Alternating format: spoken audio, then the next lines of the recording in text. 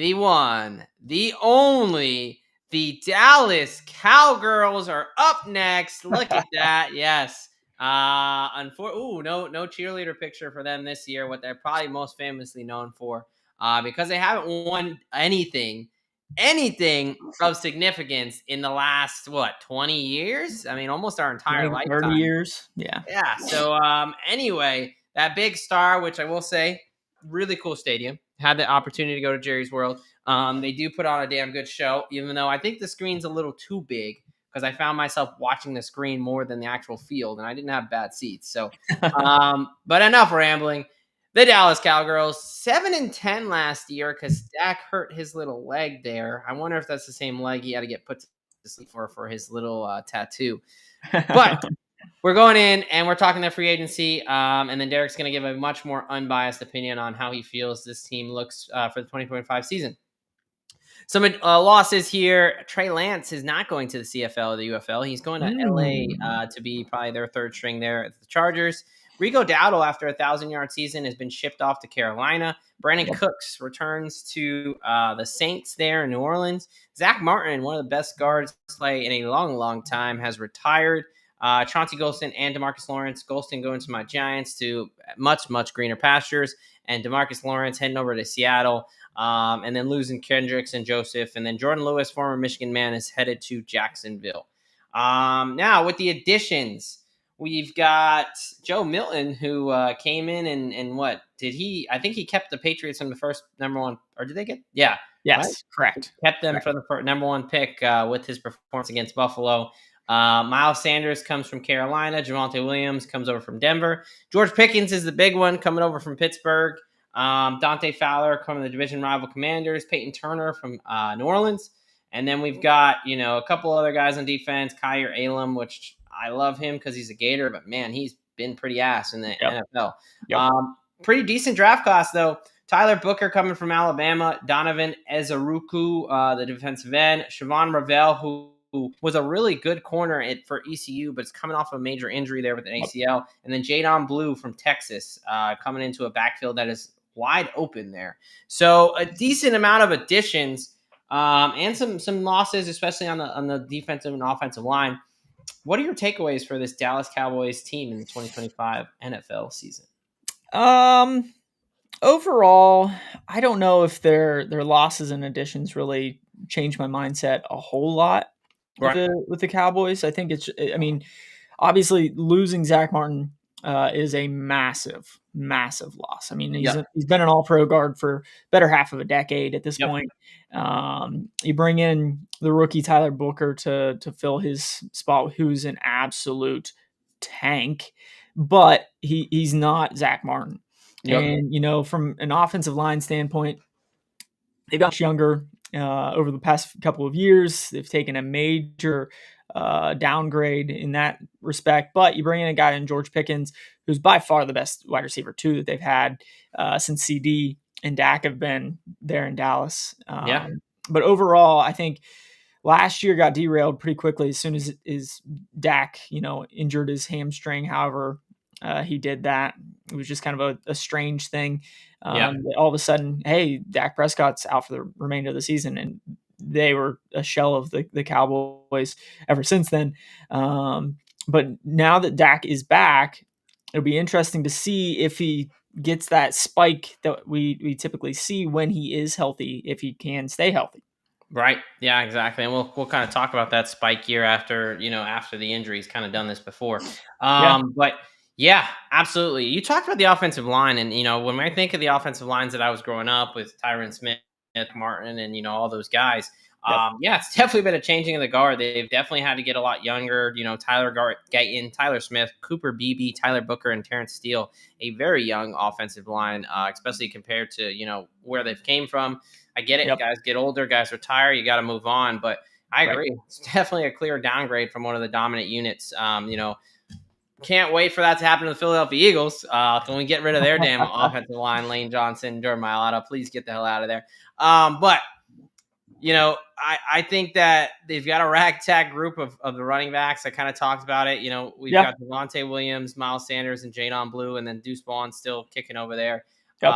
But yeah, that wide receiver duo and Pickens and CeeDee Lambe. Yeah, and I'm a little bit higher in Javonte Williams than you are. I always liked him when he was in Denver. It was Right. just one of those things that they just had a stable of running backs, and you just never knew how many carries Williams was going to get compared to some of the other guys. But yeah, George Pickens is an absolute threat. Yeah, if You he know, can keep outside his of head on right, obviously you if kind of have the that's the worry of Mike that Tomlin threw you to the side. That's probably not a good Mhm. sign That's the historically. big question, right? Yeah, Mike Tomlin has a history of getting rid of wide receivers, pretty much stud wide receivers at the right time, and they haven't been able to recover. We think about Chase Claypool, and we think about Juju, and Claypool. all Yeah. kinds of guys that Antonio Brown. Antonio Brown, yeah, I mean Le'Veon Bell. Yeah, man. exactly have some what we'll say character issues. Yeah, Um, slightly. and George Pickens has been known to show that on the sidelines from time to time. So, will they be able to wrangle him in? Will Shoddy be able to wrangle him in as a rookie head coach? It'll be Right. interesting to see. Right, especially a first-year head coach. If you're a fan of the team, you call it passion. If you're, an outsider looking in, you call it being a D or what the hell's going on. So, Yeah, health is another area I have some concerns for this team, and let's get right into it. We sure. talked about Mr. Dak Prescott had an avulsion fracture of his hamstring. So, a hamstring is a muscle on the back of your leg there, but it does connect to to two bones there. And one of the bones through a tendon, the injury was essentially so bad, the tendon ripped off a piece of the bone. It required surgery, which is why it was a year-long thing as opposed to, a couple of weeks that we usually see with hamstrings. So about a 4 to 6 month process. He does have 10 months from the injury to week 1 of this season. What do we think about Dak coming into the season?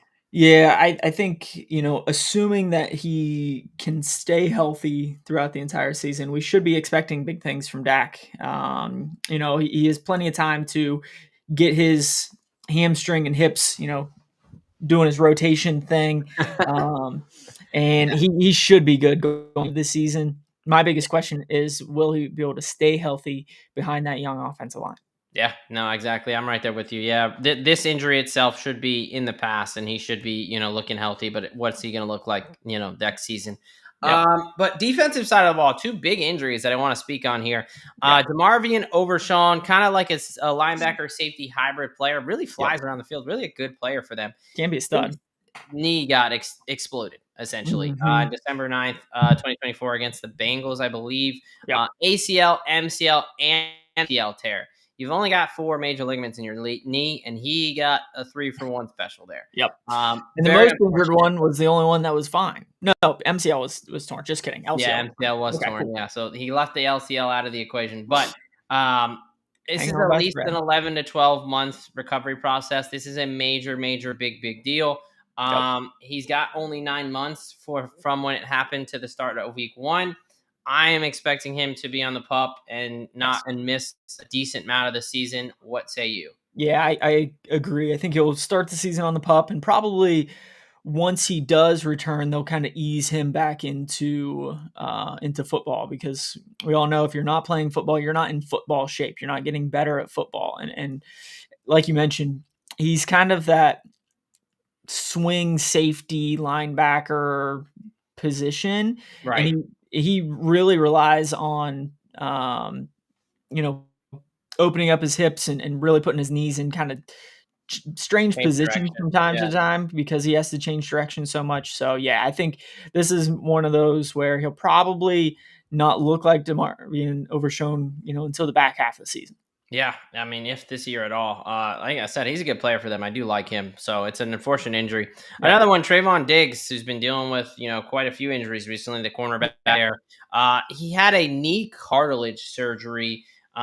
Essentially, dealing with an issue where the cartilage, and it's a different knee than his ACL knee, Yep. so the opposite knee. But he's dealing with cartilage issue, which is, again, kind of prevents that friction and rubbing that bone on bone in your knee. He essentially had a procedure where they try to take a piece of cartilage out and let it regenerate and then put it back in.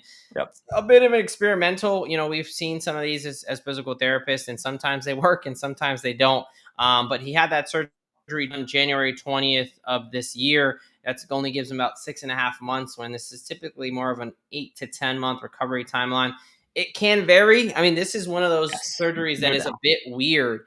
The ones that I've seen, sometimes they take and they do really well, and Yep. sometimes they don't. And so that this is going to be a really interesting one to see where this goes. Yes, 100%. I think it's one of those things where he again will probably start on the pup list, and we'll see um, how he comes back, especially again, knee injury, a guy that has to flip his hips and change directions all the time. Yeah, it's just one of those wait and see kind of things. Yeah, when you start messing with the cartilage in there, it's a last resort type of deal. Like, it's not something you want to, like a back injury or back Yeah. surgery, something like that. It's not one of the first things you want to go to. And You're going to try the PRP, you're going to try the yes, injections, all this other stuff. yeah. So we'll And see. and if We'll it's one of see. those things that doesn't take, it might be one of those things Oh, he's done. where, yeah, I mean, where I think where he's the done. Yeah, arthritis aspect really starts to come into play, right. and it's just a bad sign Yeah, when we're starting to it get would be a little stuff. unfortunate. So hopefully for him and Cowboys fans everywhere, that it does take, and obviously he's getting some of the best medicine there is, but still, Yes. cartilage and stuff like this, a bit experimental. It is not quite cut and dry as some of these other surgeries are. All right, let's get into the fantasy space. Let's talk about Mr. George Pickens and CeeDee Lamb. What are you expecting out of this duo this year? Part of CeeDee Lamb's draw was that he was getting all the targets. Yep. Now, that can be good and bad, because if we know he's getting the ball, then the defenses know he's getting the ball. So Yep. how do you see this working out? Is it, a lot of people have CeeDee Lamb, and we have him pretty high, but top 5 wide receiver that they're going after there. Now you throw in George Pickens to the mix. How do you see this duo planning out in the fantasy space? Yeah, I think CeeDee Lamb's still a guy. He's Right. had that connection with Dak for years at this point. He's a PPR nightmare because he does, wrangle in catches all the time. Where George Pickens isn't known necessarily for the amount of receptions that he gets, but when he does get one, usually it's a big one. Usually it's 15, 20, 30 yards downfield. Right. So from that aspect, I'm still a big CeeDee Lamb fan because he does run the entire route tree. He'll catch screens and middle of the field kind of stuff, where George Pickens, he can do some of those things, but he's more of a deep threat. Hey, go up and get it kind of a receiver. Probably the best deep threat receiver in the NFL right now.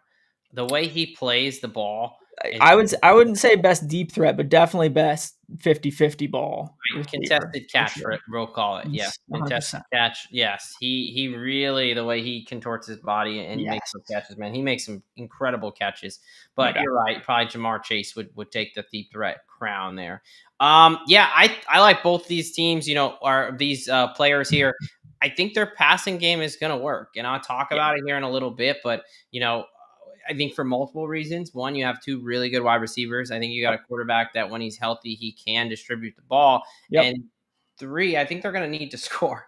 I talked about those 2 major Well, injuries on the I back think they're end. they're gonna need to score, and I think it's gonna have to be through the passing game Yes, because the running exactly. game over the last couple of years has been awful, and you bring in Javonte Williams and Miles Sanders that had okay years last I'm not year. a fan of the running back room at I all. wouldn't necessarily am sold on either of those guys. Like I said, I'm a bigger fan of Javonte Williams, but again, the offensive line is not that great in Dallas.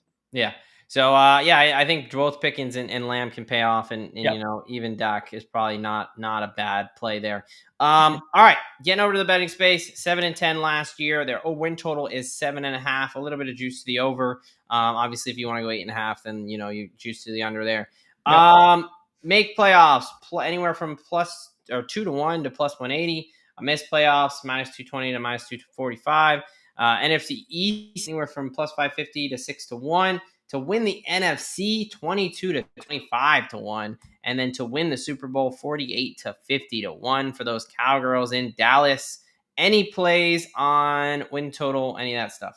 Nope. I kind of see them fairly similar to the Commanders this year. Could they, make a big jump and win 8, 9, 10 games? Potentially. Could I Right. see them falling off the face of the earth and winning 6, 7 games again? I could. So I'm staying away from all the playoff stuff and win stuff. I got a couple player props, but I'll let you take it away and talk about your looks other like bets. pretty lockstep where we're going to be with this team. I agree. I think that they their range of outcomes anywhere from 6 to 10 wins for me. So not really something I want to be playing the win total. Not something I feel super strongly about. Yep.